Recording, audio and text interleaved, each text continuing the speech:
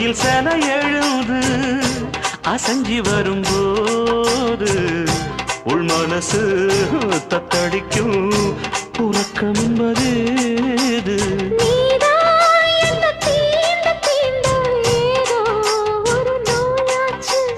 நான் தான் உன்னை சீண்டி சீண்டி பார்த்து ரொம்ப நாளாச்சு கொஞ்சம் இடம் கொடுத்த பச்சை கொடி பிடிச்சா எத்தனையோ வித்தைகளை இப்பவே நீ காட்டிடுவே